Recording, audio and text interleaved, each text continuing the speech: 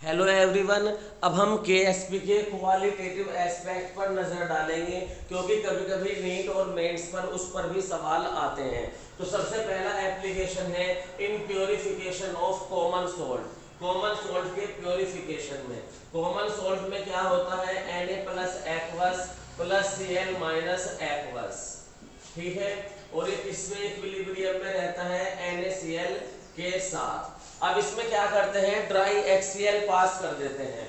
तो जब dry HCl gas pass करेंगे तो ड्राई HCl गैस पास करने पर क्लोराइड आयन की कंसंट्रेशन इंक्रीज हो जाएगी। और जब क्लोराइड आयन की कंसंट्रेशन इंक्रीज होगी तो KSP ऑफ Na प्लस की कंसंट्रेशन और Cl माइनस की कंसंट्रेशन से ज्यादा हो जाएगा।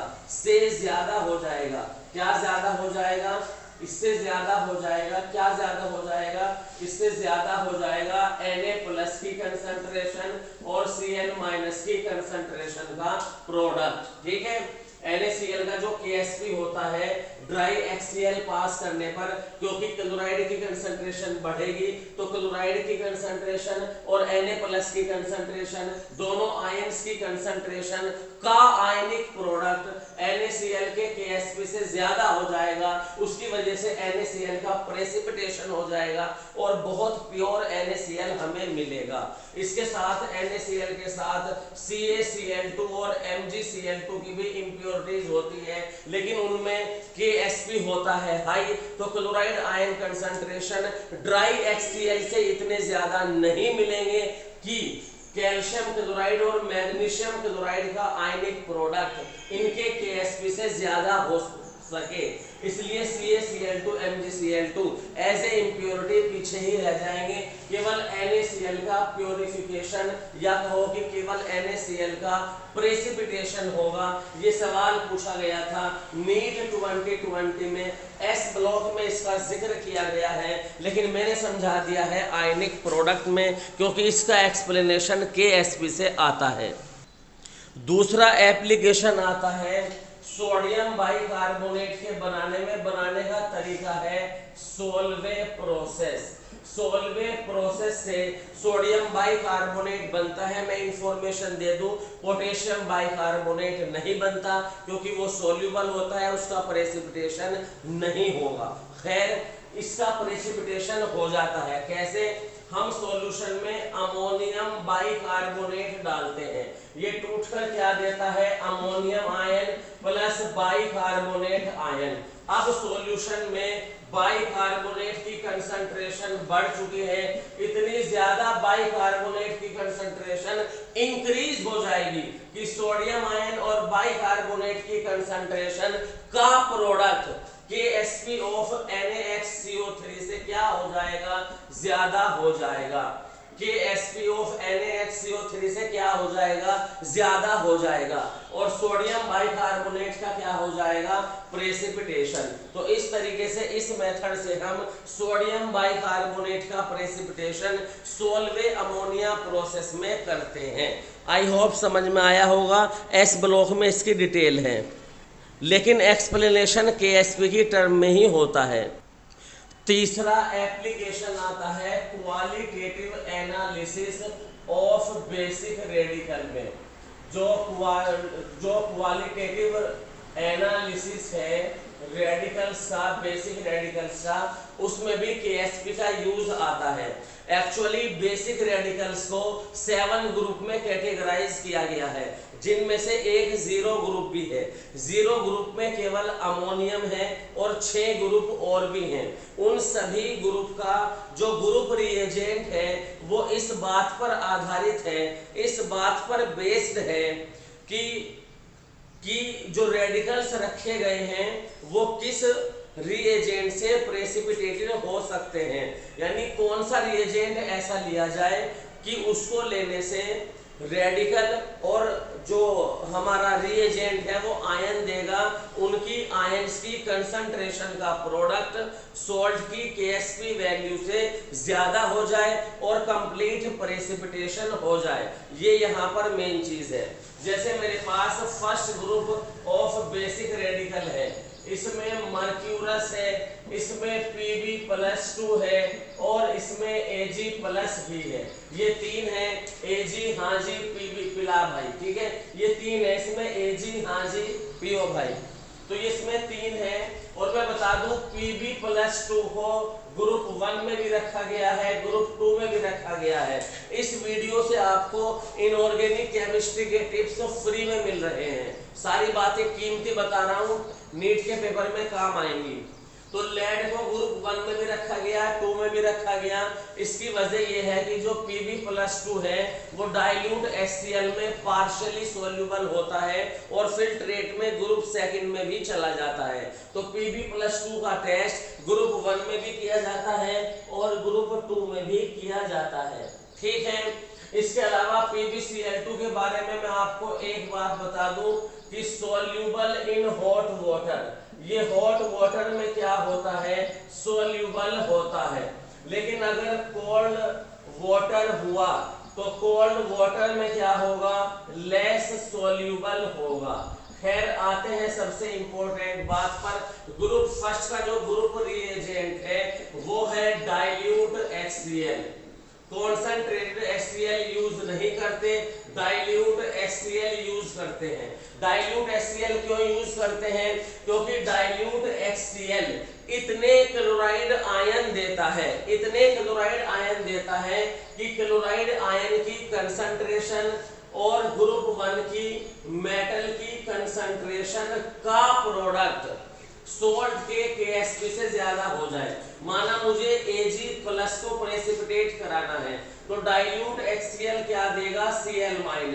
Ag+ सॉल्यूशन में होंगे तो ये क्लोराइड आयन इतने देगा कि क्लोराइड आयन और Ag+ की कंसंट्रेशन का प्रोडक्ट KSP ऑफ AgCl से ज्यादा हो जाता है और हमारा जो AgCl है वो प्रेसिपिटेट हो जाता है अगर वो सॉल्यूशन में है। तो अगर मैंने कॉन्सेंट्रेटेड HCl लिया तो इतने ज्यादा क्लोराइड आएंगे, इतने ज्यादा क्लोराइड आएंगे कि ग्रुप 1 के साथ साथ जो ग्रुप 2 और आगे के रेडिकल्स हैं वो भी प्रेसिपिटेट आ जाएंगे, क्योंकि क्लोराइड की कंसंट्रेशन बहुत ज्यादा हो जाएगी और आगे के ग्रुप के रेडिकल्स की कंसंट्रेशन और क्लोराइड की कंसंट्रेशन का प्रोडक्ट एक्सीड कर जाएगा ग्रुप 2 और आगे के रेडिकल्स को भी, और उनका भी प्रेसिपिटेशन ग्रुप 1 में ही हो जाएगा।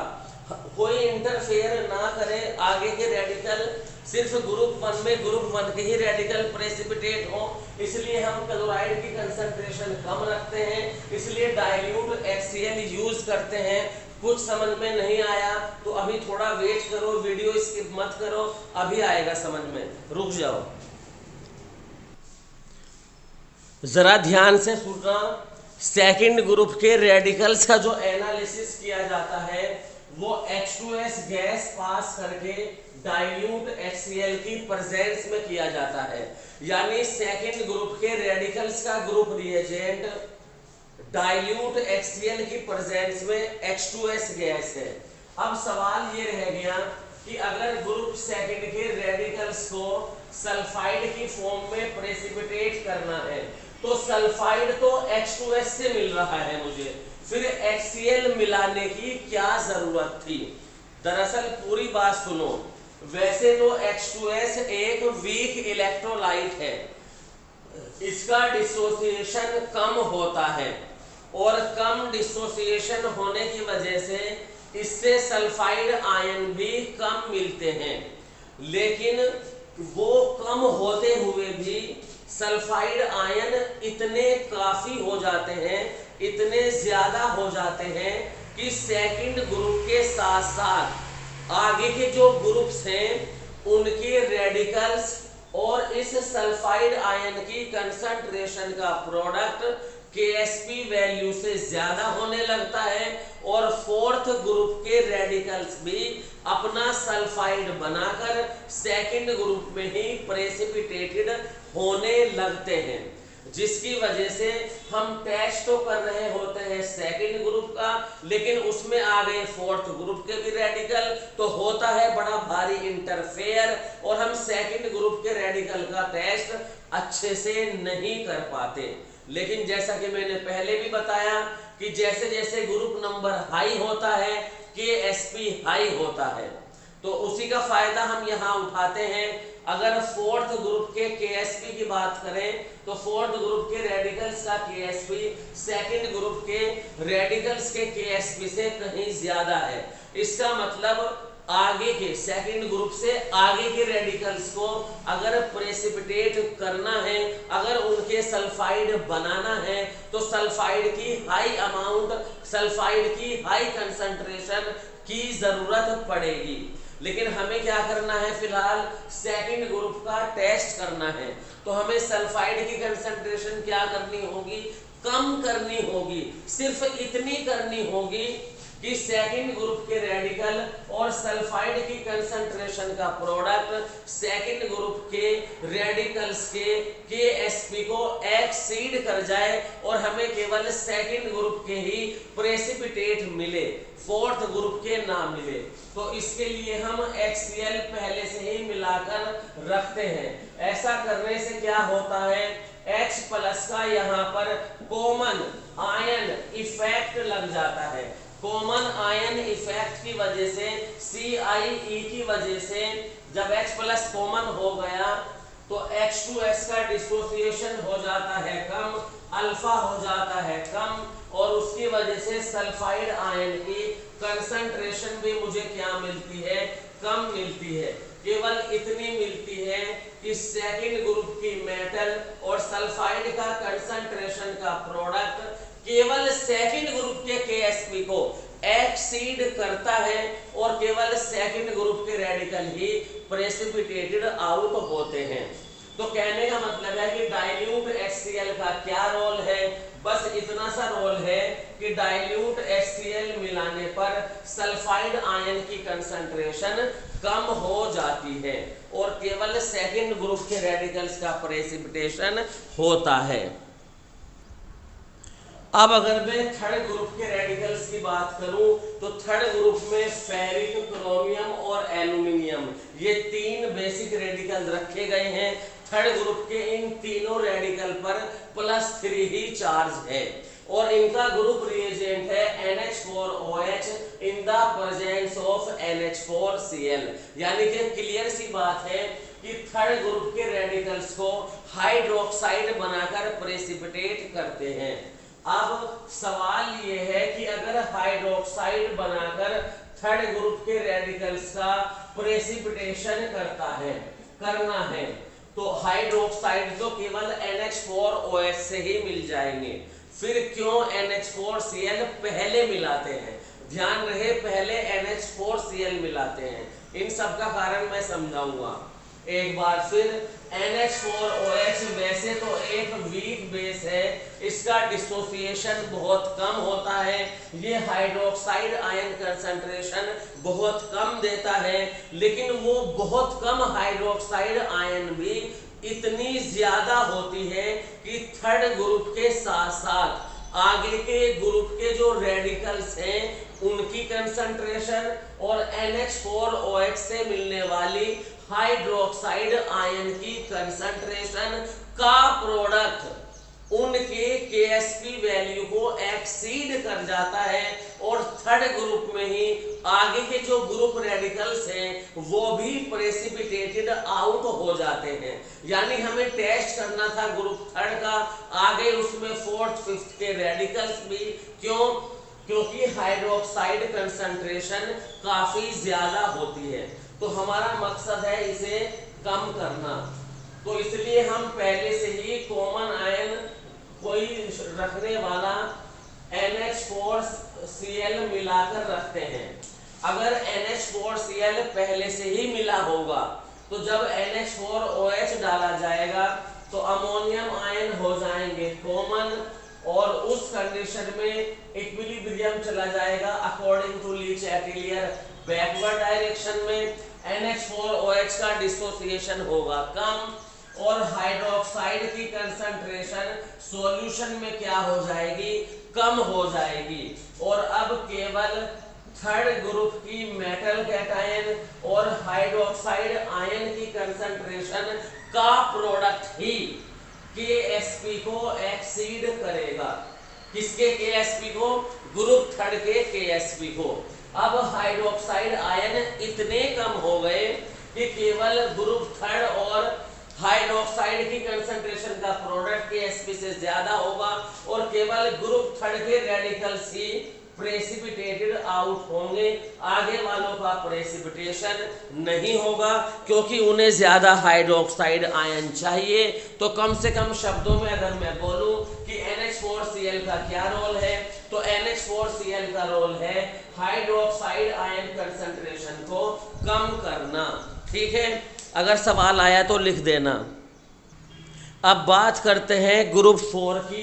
ग्रुप 4 में रेडिकल भी 4 है। कौन कौन से, कोबाल्ट, निकिल, जिंक और मैंगनीज। इसका ग्रुप रिएजेंट क्या है, H2S प्लस NH4OH। मैंने पहले ही बताया सेकंड ग्रुप और फोर्थ ग्रुप के रेडिकल्स को सल्फाइड बनाकर प्रेसिपिटेटेड करते हैं।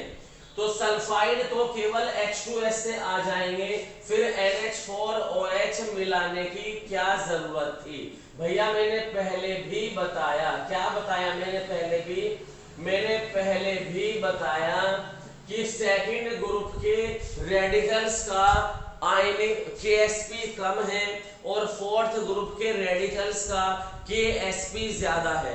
अगर फोर्थ ग्रुप के रेडिकल्स को प्रेसिपिटेट करना है तो ज्यादा सल्फाइड देने पड़ेंगे और सेकंड वालों को करना है तो कम सल्फाइड देने पड़ेंगे। तो कम करने के लिए तो HCl मिलाया था, कॉमन आयन लगाया था। अब मैं चाहता हूं कि ज्यादा सल्फाइड मुझे मिले, अब मैं सल्फाइड आयन की कंसंट्रेशन इंक्रीज करना चाहता हूं, तो इसके लिए कॉमन आयन तो नहीं लगाऊंगा, लेकिन ऑड आयन इफेक्ट लगाऊंगा। ये 2H प्लस आयन जो H2S से मिले, OH माइनस आयन से जो NH4OH से मिले, से न्यूट्रलाइज हो जाएंगे और क्या बना देंगे, वाटर। यानी कि इक्विलिब्रियम पर H2S से H प्लस हो गए कम, तो अकॉर्डिंग टू ली चैटलियर इक्विलिब्रियम हो जाएगा सेटअप फॉरवर्ड। अगर फॉरवर्ड होगा, क्यों होगा फॉरवर्ड, ताकि रिमूव किए गए H प्लस फिर से बने। H प्लस बनेंगे तो सल्फाइड आयन फ्री में बनेंगे, तो सल्फाइड आयन की कंसंट्रेशन इंक्रीज होने लगेगी। जब सल्फाइड आयन की कंसंट्रेशन इंक्रीज होने लगेगी तो सेकंड ग्रुप की मेटल और सल्फाइड आयन की कंसंट्रेशन का आयनिक प्रोडक्ट फोर्थ ग्रुप के KSP से ज्यादा हो जाएगा और फोर्थ ग्रुप के जो रेडिकल्स हैं वो प्रेसिपिटेट हो जाएंगे। तो यहाँ पर NH4OH का क्या रोल है, सल्फाइड आयन की कंसंट्रेशन को बढ़ाना। जबकि सेकंड ग्रुप का रिएजेंट क्या था, डाइल्यूट HCl की प्रेजेंस में H2S। वहां HCl का रोल क्या था, सल्फाइड आयन की कंसंट्रेशन को घटाना। क्यों घटाना, क्योंकि सेकंड ग्रुप का KSP कम है। यहाँ क्यों बढ़ाए सल्फाइड, क्योंकि फोर्थ ग्रुप का KSP ज्यादा है। ग्रुप नंबर बढ़ता है तो KSP भी बढ़ता है। आई होप क्लियर हुआ होगा। और अब एक क्वेश्चन जो प्रैक्टिकल में वाइवा में आपसे पूछा जा सकता है कि अगर आपको H2S की कंसंट्रेशन सेकंड ग्रुप में कम करनी है तो उसके लिए HCl ही क्यों यूज करते हैं। अरे H प्लस देने वाले तो और भी बहुत सारे एसिड हैं, H2SO4 है, HNO3 है, इनको यूज क्यों नहीं करते।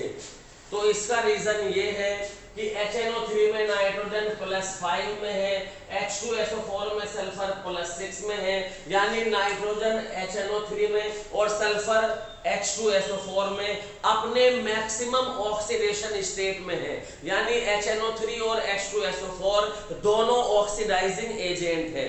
अगर इनको यूज किया तो सल्फाइड आयन कंसंट्रेशन तो ये भी कम करेंगे, कॉमन आयन इफेक्ट तो ये भी लगा सकते हैं, लेकिन साइमल्टेनियसली H2S का ऑक्सीडेशन किसमें कर देंगे, सल्फर के कोलाइडल सॉल्यूशन में कर देंगे। यानी कि सल्फाइड हमें मिलेगा ही नहीं, मिलेगा तो क्या, कोलाइडल सॉल्यूशन ऑफ सल्फर, जो हमें नहीं चाहिए। ठीक है, हमारा मकसद सल्फाइड की कंसंट्रेशन कम करना है, लेकिन हम ये भी चाहते हैं कि सल्फाइड सॉल्यूशन में रहे। सेकंड ग्रुप में अगर टेस्ट कर रहे हैं तो सल्फाइड कम रहे, फोर्थ ग्रुप में है तो सल्फाइड ज्यादा रहे। तो इसलिए HNO3 और H2SO4 उनकी ऑक्सीडाइजिंग नेचर की वजह से यूज नहीं करते, क्योंकि वो H2S को ऑक्सीडाइज कर सकते हैं। तो ये वीडियो भी आपके लिए बहुत हेल्पफुल रहा होगा। KSP से रिलेटेड सारी बातें हमने कर ली हैं। 2 वीडियो न्यूमेरिकल पे कर ली, थियोरेटिकल एस्पेक्ट, प्रैक्टिकल एस्पेक्ट मैंने डिस्कस कर दिया। प्लीज़ मेरे वीडियोस आपके लिए बहुत हेल्पफुल है, इन्हें अपने दोस्तों को शेयर करें, सब्सक्राइब करें और प्लीज़ मेरी हिम्मत बढ़ाने के लिए कमेंट भी कीजिए। Thank you so much. Next video में फिर मिलेंगे।